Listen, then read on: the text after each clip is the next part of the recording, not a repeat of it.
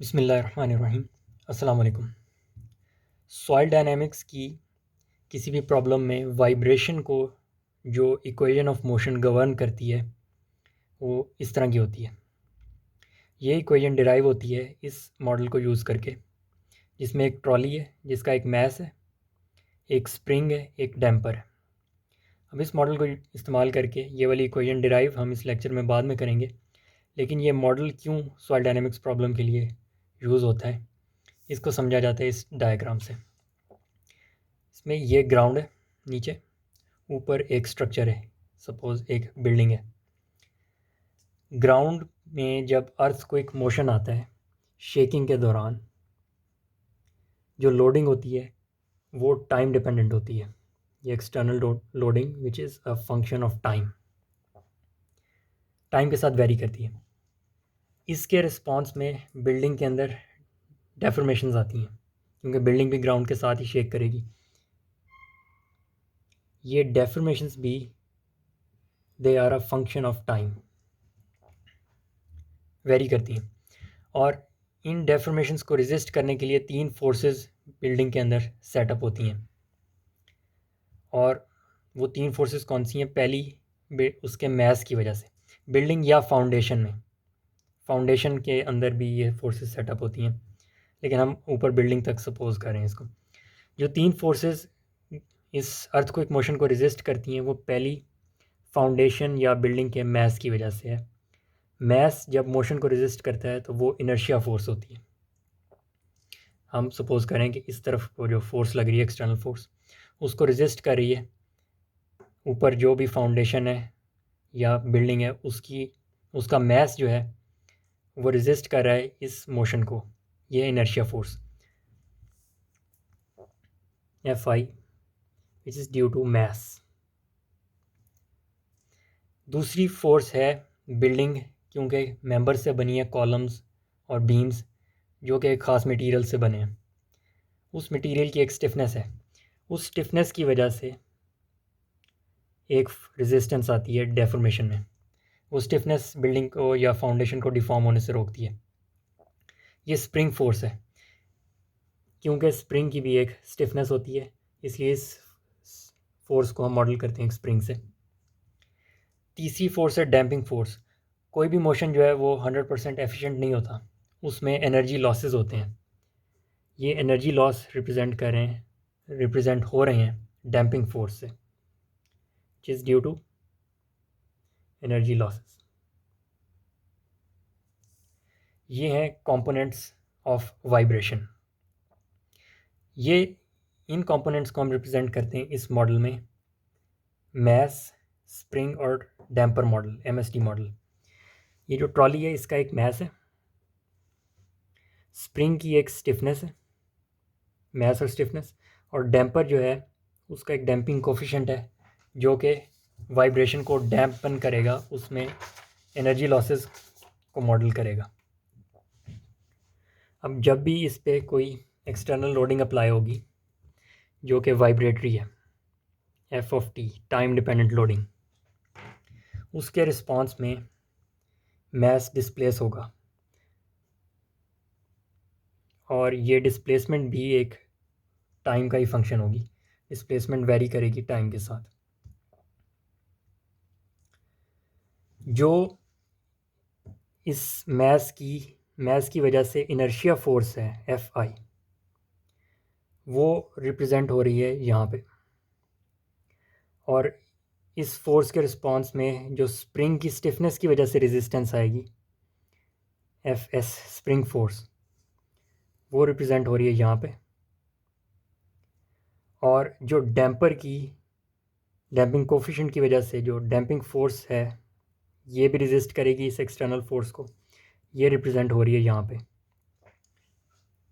अब ये इक्वेशन बनती कैसे है इसको बाद में देखेंगे, लेकिन हमें समझ आ गई है कि ये जो वाइब्रेटरी मोशन है उसको रेजिस्ट करने में 3 फोर्सेस इस्तेमाल हो रही हैं, inertia force plus damping force plus spring force is equal to externally applied force.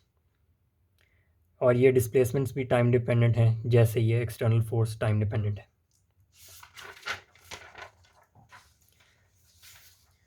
अब वो वाली इक्वेशन डिराइव करने से पहले डिग्रीज ऑफ फ्रीडम समझते हैं, जो कि है number of displacements required to define the position of all masses in the system. यानी वाइब्रेशन के दौरान जब एक्सटर्नल लोड सपोज इस सिस्टम पे अप्लाई हो रहा है, एक टाइम डिपेंडेंट लोड, और ये मैस अपनी जगह से डिस्प्लेस हो रहा है, डिस्प्लेसमेंट आ रही है u ऑफ t, डिस्प्लेसमेंट भी एक फंक्शन है टाइम का। अब एक ही डिस्प्लेसमेंट होगी क्योंकि, इसलिए इसका डिग्री ऑफ फ्रीडम 1 है। इस सिस्टम में जब एक्सटर्नल वाइब्रेटरी लोड अप्लाई होता है, टाइम डिपेंडेंट लोड, तो दो इंडिपेंडेंट डिस्प्लेसमेंट्स आती हैं इस मैस की, जो कि u1 with respect to time है, वेरी हो रही है, फंक्शन ऑफ टाइम है, और मैस 2 की डिस्प्लेसमेंट u2 ऑफ t। इसलिए दो डिस्प्लेसमेंट्स चाहिए इसको रिप्रेजेंट करने के लिए इस मोशन को। इसका डिग्री ऑफ फ्रीडम 2 है। अगर यहाँ पे के स्प्रिंग ना होता, एक रिजिड रॉड होता, तो ये सारा एज वन मैस मूव करता, उसमें उस वक्त एक ही डिस्प्लेसमेंट आती, तो इसका डिग्री ऑफ फ्रीडम 1 हो जाता अगर ये रिजिड रॉड होता, मैस एक होता। इस सिस्टम में अगर यहाँ पे एक्सटर्नली एक लोड, वाइब्रेटरी लोड लगाया जाए, टाइम डिपेंडेंट लोडिंग, तो एक इस मैस की डिस्प्लेसमेंट आएगी स्प्रिंग की वजह से u1 ऑफ t या u ऑफ t, और दूसरा अगर यहाँ पे ये हिंज्ड है सपोज करें, तो ये मैस 2 रोटेट या डिस्प्लेस होगा बाय एन एंगल थीटा। ये थीटा भी टाइम डिपेंडेंट होगा। u ऑफ t और थीटा ऑफ t दो टाइम डिपेंडेंट डिस्प्लेसमेंट्स आ रही हैं, तो इसका डिग्री ऑफ फ्रीडम 2 है। अगर यहाँ पे इसकी जगह एक स्प्रिंग लगा होता, तो वाइब्रेशन के साथ साथ ये स्प्रिंग भी एक्सटेंड होना था, और फिर u2 ऑफ t एक और डिस्प्लेसमेंट आनी थी। उस स्प्रिंग के केस में इसका डिग्री ऑफ फ्रीडम हो जाता 3, क्योंकि तब ये वाली डिस्प्लेसमेंट इस मैस की, ये रोटेशन और उस स्प्रिंग की एक्सटेंशन, 3 डिस्प्लेसमेंट्स इसको मॉडल करती।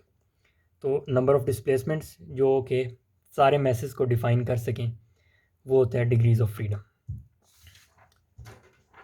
अब हम इक्वेशन ऑफ मोशन डिराइव करते हैं single degree of freedom system की। ये वही मॉडल है ट्रॉली का, मैस, स्प्रिंग और डैम्पर मॉडल, MSD मॉडल। इसमें एक्सटर्नली अप्लाइड वाइब्रेटरी लोड जब लगेगा, F ऑफ टी या P of T, time dependent loading, उसके रिस्पॉन्स में 3 फोर्सेस आएंगी। एक मैस की वजह से जो इनर्शिया फोर्स होगी, एक डैम्पर फोर्स होगी, एक स्प्रिंग फोर्स होगी। इसकी फ्री बॉडी डायग्राम अगर बनाएं, तो जो वेट है इसका वो mg है, और वो mg/2 यहाँ पे दोनों रोलर सपोर्ट्स पे कॉम्पनसेट हो रहा है, वर्टिकली बैलेंस है। ये वाइब्रेटरी लोड लग रहा है इस पे एक इनर्शिया फोर्स है मैस की वजह से, जो कि हमने पहले डिस्कस किया। दूसरी स्प्रिंग फोर्स है स्टिफनेस की वजह से। तीसरी डैम्पिंग फोर्स है, जो कि रिप्रेजेंट कर रही है मोशन की इनएफिशिएंसी को। अब इसकी sum of forces in horizontal direction अगर ज़ीरो करें, तो F inertia force plus damping force plus spring force is equal to externally applied vibratory load. अब इस इक्विलिब्रियम इक्वेशन को कहते हैं डी-एलेम्बर्ट्स प्रिंसिपल, जो कि कहता है externally applied forces, inertial force and forces of resistance form a system of forces in equilibrium, यानी बैलेंस होती हैं। अब इंडिविजुअली ये फोर्सेस हैं क्या, इनर्शिया फोर्स, डैम्पिंग फोर्स और स्प्रिंग फोर्स, ये यहाँ से देख लें। इनर्शिया फोर्स जो है वो न्यूटन के सेकंड लॉ से आती है, जो कहता है force is equal to mass into acceleration. जब भी एक्सेलरेशन होगी तो ये इनर्शिया फोर्स सेटअप होगी मैस के अंदर, और ये डिस्प्लेसमेंट का डबल डेरिवेटिव होता है जो कि एक्सेलरेशन है। डिस्प्लेसमेंट को rate of change of displacement with respect to time ये देता है वेलोसिटी। इसको दोबारा डिफ्रेंशिएट करें तो एक्सेलरेशन आ जाती है, rate of change of velocity with respect to time. ये है F is equal to M A या m into u double dot, double derivative of displacement. ये है इनर्शिया फोर्स।